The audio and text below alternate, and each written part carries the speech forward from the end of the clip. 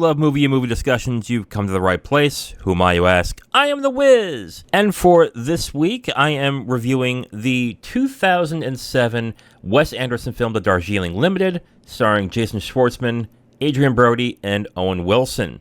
Yep, it is still Wes Anderson week, and we reviewed Isle of Dogs, Me and Zero on Tuesday, and today I'm reviewing a Wes Anderson film that I have yet to see. I'm surprised I haven't seen this yet, and I'm not entirely sure as to why I haven't. I guess it's just one of those things where I intend to see it, but just never gotten around to it. I really don't have a good reason, to be completely honest. I don't know why I haven't seen this film yet, so I have, so let's review it.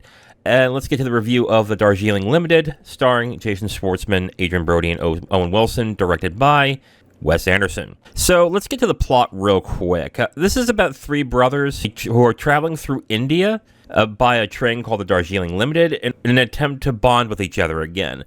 The one brother, played by Owen Wilson, Francis, went through a horrible accident, and he wants the brothers to get back into how close they were. Adrien Brody's character, Peter, a wife at home who is pregnant, and he's got feelings about that. And Jason Schwartzman's Jack is going through his own kind of crisis. Mostly is just womanizing. That's the basic shtick of the plot. This is probably one of Wes Anderson's better films. It is not as funny and not as visually interesting as his others, but in the last 30 minutes of the film, it was surprisingly touching. But yeah, it's strangely touching in a way that I think Wes Anderson films usually aren't. Like, it's very emotionally resonant that I wasn't expecting in this. Okay, so let's get into performances. I think the three main actors are very good. Owen Wilson is probably the best of the three. He seems to have a much more of a grip on his character and the way that he is messed up in a way. It's kind of hard to recognize if he still has some brain damage or if he's just going through something emotionally, but I think he teeters that line very well throughout the film. I don't have a problem with the other two either. Adrien Brody is very good as the brother Peter in this, going through his stuff. And then I think I was less impressed with Schwartzman, although I'm not saying it's a bad performance. It's pretty good, but I couldn't buy him so much as a womanizer, really. Maybe it's the baby face, or maybe it's the way he carries himself in the film. I just don't see that type of person in him who has that kind of charisma to pull off being a womanizer. Now, that'd be funny if I come to find that he is a renowned womanizer in real life, so that would be kind of funny. Maybe not, but yeah, I didn't buy him as not like a repugnant womanizer, but someone who looks to get laid whenever he gets a chance. Writing. I gotta be honest, for the first hour, it's kind of standard Wes Anderson stuff. Very pointed comedy, some stilted dialogue that is strangely charming in its own way, married with the direction. It's what I expect from Wes Anderson, but it's in the last 30 minutes of the film where I think the movie really shines and gets into a very emotional resonance that I really wasn't expecting when the end came. You gradually get to that point, but there's a sequence in the film that in most films I would say would be kind of forced, but I guess because Anderson's style is to be a tad forced in the way he does his films when it comes to dialogue and when he expresses emotions in his characters, I think it just kind of fits very well with this film.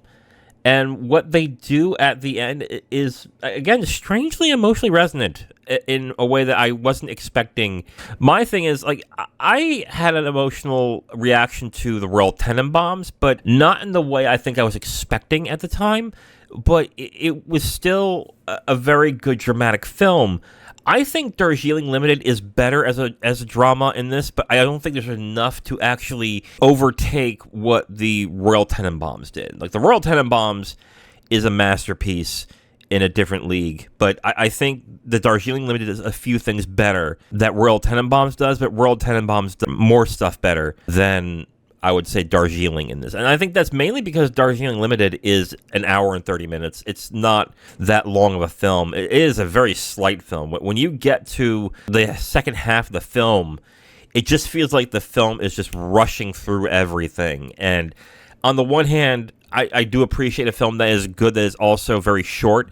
But on the other, I kind of wish there was more to what was going on, but I don't know how much it would have helped to add more stuff into the film. I think the big thing about this film that is very good is the direction by Wes Anderson. Wes Anderson really knows how to shoot a scene with his live action films, especially around this time. He was really good at framing a scene and executing it the way his unique vision is like. And I think this is one of his better ones. I still think Royal Tenenbaums is better in this than the visuals that he uses all throughout India and in the train is really good and just very visually striking in this movie.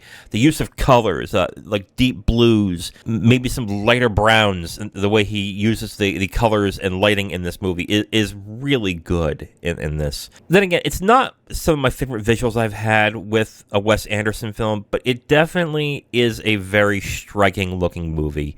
And based on its visuals, I think it's very good. But also, the way he directs his films with the tone and everything matches the awkward, stilted dialogue in this. I think maybe awkward and stilted is not a fair comparison. It's really hard to describe his style, and I think that's the one thing I'm having a problem with the movies that we're reviewing this week, is that I can't pinpoint exactly his style that he has.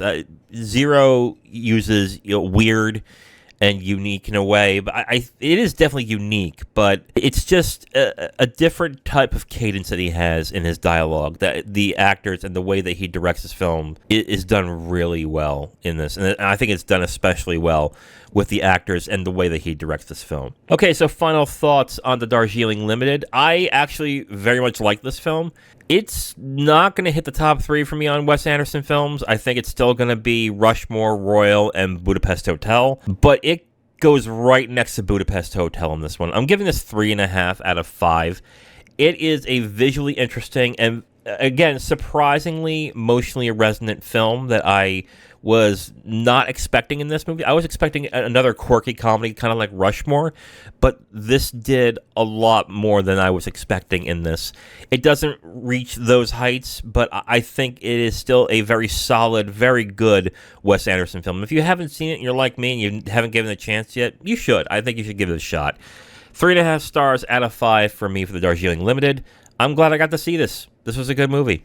All right, so we are at the end of the episode. For next week, I am going to watch another movie based on our theme. Kim decided the theme next week was going to be Oktoberfest. So we're going to do a bunch of movies related to beer. Zero and I are doing Strange Brew on Tuesday, and I thought Thursday, the choice I would do is the 1977 film Smokey and the Bandit.